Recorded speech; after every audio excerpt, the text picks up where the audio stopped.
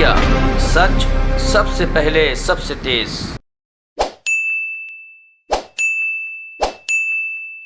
प्रवक्ता माननीय राजवर्धन सिंह राठौर जी हैं, हमारी राष्ट्रीय प्रवक्ता नुपुर शर्मा जी हैं।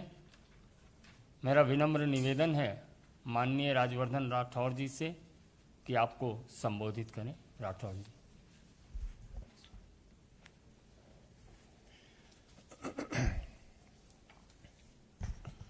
सबसे पहले तो सभी पत्रकार साथियों को नमस्कार। आप सबको यहाँ देखकर अच्छा लग रहा है। स्वस्थ रहें, खुश रहें और पूरे देश को जागरूक रखें। और उसी सिलसिले में आज जो हमारी प्रेस वार्ता है वो एक बहुत ही महत्वपूर्ण विषय पर है। इस देश के अंदर देश का कानून चलता है, लेकिन राजस्थान के अंदर एक अंधा कानून चलता है।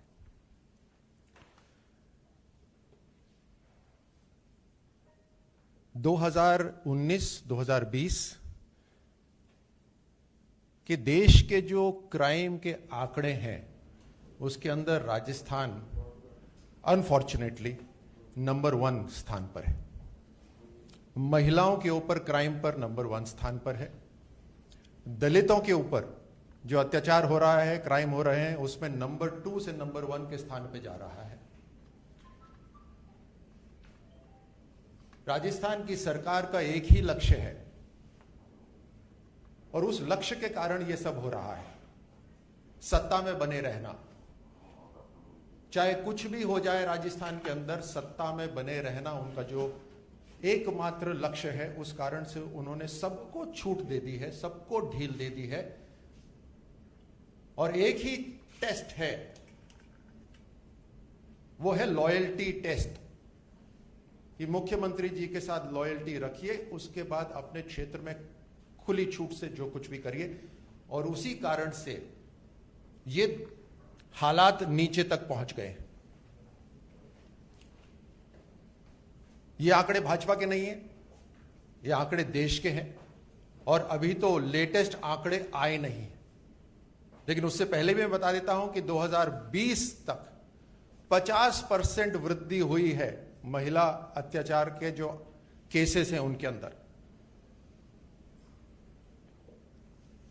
अलवर जिले के अंदर ही पिछले 15 दिनों में 7 गैंगरेप हुए हैं। मुझे शर्म आती है शब्द भी इस्तेमाल करते हुए, लेकिन असलियत जनता तक पहुंचे ये निहायत ही जरूरी है। इनके जो लीडर हैं वो अपने महलों, काल्पनिक महलों में रहते हैं, किताबों से पढ़ के बातें बोलते हैं, जमीन से जुड़े हुए नहीं हैं। इसलिए बातें तो बड़ी बड़ी करते हैं, लेकिन जहां पर अनैतिकता की आंधी आती है वहां पर मंद गांधी महात्मा गांधी के पीछे हो जाते हैं। राजस्थान में इनकी कोई नहीं सुन रहा। कोशिश करिए, ऐसा नहीं। माकन गए, पांडे गए और गए वेणुगोपाल, पूरे दिन लगी बड़ी बड़ी चौपाल, लेकिन राजस्थान कांग्रेस की सरकार में नोटों के आगे कुछ नहीं चलता। और पीड़ित, शोषित, वंचित इनकी कोई नहीं समझता। और इसी कारण से एक के बाद एक वहां पर ऐसे घिनौनी करतूतें हुई हैं। और मैं आपको आप ही के द्वारा जो लिखी हुई खबरें हैं वो दिखा रहा हूं। 38% increase in crime against women. और मैं तो उसी क्षेत्र से आता हूं, तो मैं आपको बतला देता हूं, जो उनका बचाव है कि हमने केस करना आसान कर दिया, ऐसा नहीं है। केस करने के लिए भी वहां पर जनप्रतिनिधियों को जाना पड़ता है। 6 महीने में दुष्कर्म की वारदातें 30% बढ़ गई। पिछले 30 दिन में ही 550 केसेस आए। पिछले 30 दिन के अंदर 550 केस। एक भूखी महिला जो खाना मांग रही हो उसके साथ में लॉकडाउन में रेप होता है। जयपुर में छत पे कपड़े सुखाने गई एक लड़की को उठा के ले जाते हैं। आप राजस्थान आए तो बस स्टैंड पे खड़े मत होइएगा अकेले, क्योंकि अलवर में उठा के ले गए। अपनी गाय को चराने के लिए कोई जाती है तो उसको उठा के ले जाते हैं। ये गैंगरेप्स हैं सारे। तो राजस्थान के लिए कानून अलग है क्या? और जब सवाल करने नौजवान जाते हैं तो उनको इस तरह से पीटा जाता है।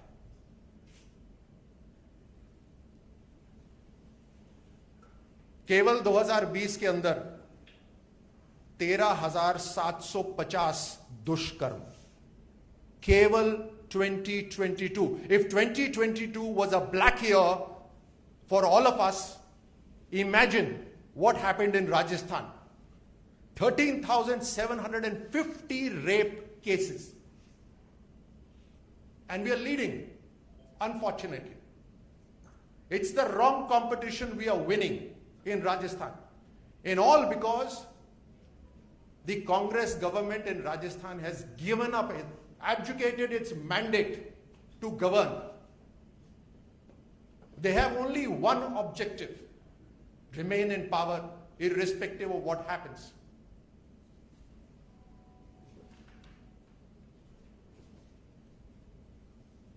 एक के बाद एक घटनाएं हैं, मैं इसमें नहीं जा रहा, और एक से एक बर्बर घटनाएं हैं, एक एक तारीख की है, एक एक तारीख की घटनाएं हैं। Law applies differently in Rajasthan it seems. जो कानून है वो देश का, उसको अलग ही ढंग से अप्लाई करा जाता है राजस्थान के अंदर। हत्या किसी की भी हो और कोई भी करे, उसके बाद न धर्म, न जाति, न वर्ग, कुछ समुदाय, कुछ नहीं देखा जाना चाहिए। यह देश का कानून कहता है। और मीडिया में हल्ला भी होता है, सही होना चाहिए।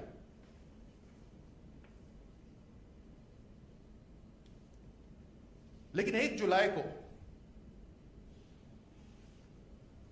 एक कृष्ण वाल्मीकि नामक व्यक्ति की सरियों से और डंडों से मार मार के हत्या कर दी गई, और अभी तक उसके मारने वालों की जो पहचान हुई है, किसी धर्म से मैं नहीं मानता, वो है कुरैशी, रईस, इमरान, सोहेल, शाहिद, अख्तर अली। लेकिन सन्नाटा है, कानून काम नहीं कर रहा।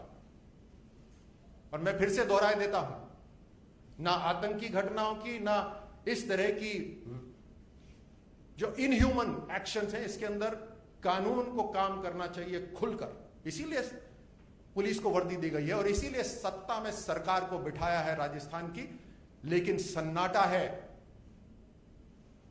प्रश्न यह उठता है कि सन्नाटा क्यों है?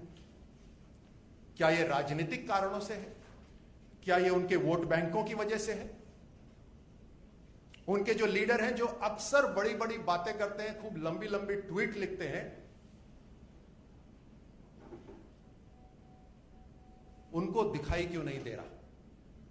हमें परवाह नहीं है कि उनको दिखे या ना दिखे, लेकिन उनको जहां जिम्मेदारी दी है, जिस सरकार की जिम्मेदारी दी है, जिस राज्य की जिम्मेदारी दी है, उस राज्य के अंदर अपना दायित्व तो निभाएं।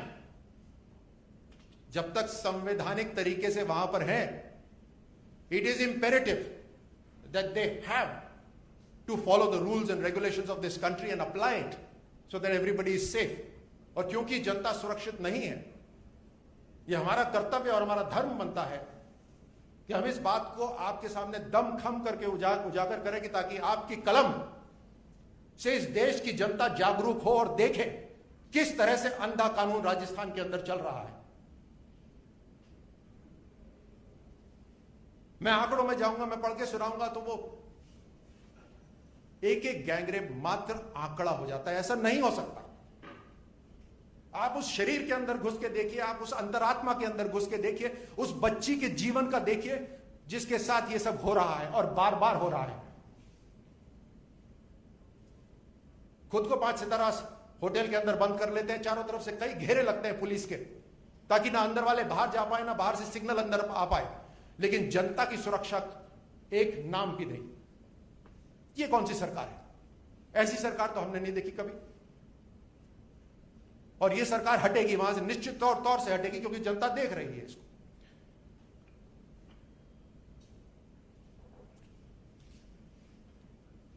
लॉकडाउन में जब पूरा देश कोरोना से युद्ध लड़ रहा था,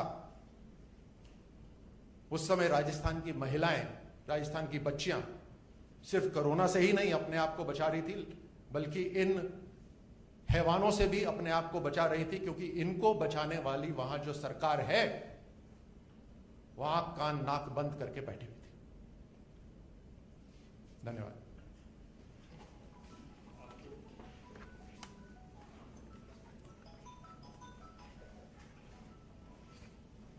साथियों, आपके बीच में जिस तरीके से डिटेल में राजवर्धन जी ने राजस्थान में क्या हालात हैं इसके ऊपर आंकड़े भी दिए, और किस तरीके से महिलाओं की, बेटियों की कोई सुनवाई नहीं है, इस पे जरा दो चीज मैं भी बोलना चाहूंगी। देश में मैं भी बेटी हूं, नागरिक हूं। मुझे अच्छी तरीके से याद है कि जब भी कांग्रेस की सरकार राजस्थान में आती है, तब कहते हैं कि ये जो कांग्रेस मॉडल नहीं है, ये बलात्कारी मॉडल है, ये कांग्रेस कल्चर है। आज अगर आप जाके राजस्थान में पूछेंगे तो इसको कांग्रेस कल्चर कहा जाता है। किसी भी बेटी से, किसी भी घर से पूछ लीजिएगा। ये वो सरकार है, कांग्रेस वो पार्टी है जिसके कार्यकाल में भवरी देवी कांड भी हुआ था। ध्यान रखिएगा इस बात का। ये वो सरकार है आज की, गहलोत जी की। जब सीकर और बरान के मामले आए थे तो मुख्यमंत्री खुद और उनके एक विधायक आगे होके कहते हैं, अरे कोई दुष्कर्म का मामला नहीं है, बेटी तो अपनी मर्जी से गई थी। और विधायक कहते हैं, अरे प्रेम किसी संबंध में लिप्त थी, अपनी मर्जी से गई थी। जांच पड़ताल, इंसाफ तो दूर की बात है, लड़की के चरित्र के ऊपर जो उंगली उठा रहे हैं, क्या उनसे सवाल नहीं किए जाने चाहिए? अगर मुख्यमंत्री बेटी को ही गलत मान रहे हैं तो पुलिस क्या काम करेगी, मैं बताती हूं। भली भांति याद है कि एक बहुत ही लाचार परेशान बाप ने अपने आप को जिंदा जलाया था। इतना बड़ा कांड हुआ, तब जाके कांग्रेस के सुप्रीम लीडर राहुल गांधी की आंखें खुली, चलो भैया राजस्थान में भी बेटी है, भारत की बेटी है। आप लोगों ने प्रेशर किया तो वहां गए। मैं पूछना चाह रही हूं आपसे ना, हाल के कुछ 3 किस्से मैं आपको बताऊंगी। ये पुराना मामला था, आगे सुनिएगा। जयपुर में एक महिला 35 वर्षीय इंसाफ ना मिलने पे विशाली नगर थाने के सामने जाके आत्मदहन करने की कोशिश करती है। जून 2021 में, अभी पिछले महीने की बात है, एक लाचार बाप भरतपुर के अंदर इंसाफ ना मिलने पे अपनी बेटी के लिए कह रहे थे दुष्कर्म हुआ है, पुलिस नहीं मान रही थी, आत्मदहन करने की कोशिश करते हैं। 15 साल की बिटिया दौसा के अंदर दुष्कर्म से प्रताड़ित दम तोड़ देती है। एक अहम सवाल कांग्रेस और उसकी लीडरशिप के लिए मेरा ये है, जो उत्तर प्रदेश में हाथरस के रास्ते में घास ढूंढ रहे थे लेटने के लिए, प्रदर्शन के लिए थोड़ी सी फोटो op चाहिए थी, बरान, सीकर, दौसा, भरतपुर, अलवर, जयपुर, इन सब बेटियों के लिए क्या राजस्थान में रेत ढूंढेंगे फोटो op के लिए? जो भाई बहन गाड़ी के अंदर बैठ के हंसते खिलखिलाते पिकनिक मनाने जा रहे थे उत्तर प्रदेश में, कभी ये सोचा है कि वहां की बेटियों के ऊपर क्या बीत रही है? ये बहुत अहम सवाल है जो आपके द्वारा हम ये आशा करते हैं कि कांग्रेस पार्टी और उसकी लीडरशिप जरूर इसका जवाब देने की कोशिश तो करेगी कम से कम। धन्यवाद। आपके प्रश्न सादर आमंत्रित हैं।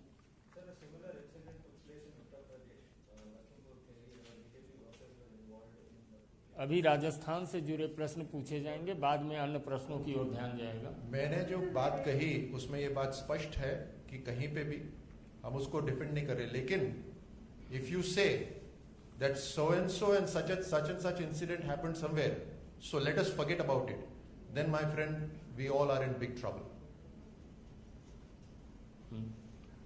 आपने भी 1 जुलाई की जिस घटना का जिक्र किया, आप बता रहे हैं इसमें आरोपी कुरैशी स्ट्राइक के अमरान स्ट्राइक के नाम से, तो क्या ये भी वहाँ पर देखने को मिल रहा है कि अगर कोई अपराधी किसी खास तबके या खास धर्म के लोग हैं तो उनको बचाया जा रहा है या उन पर एक्शन नहीं लेते? ये कांग्रेस की राजनीति रही है। जब से कांग्रेस इस देश का शासन कर रही है तब से डिवाइड एंड रूल में विश्वास रखती है।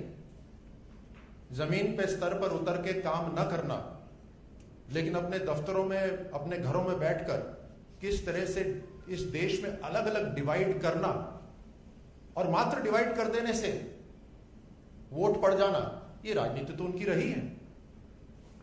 प्रश्न यही उठता है कि आज भी 21वीं सदी के अंदर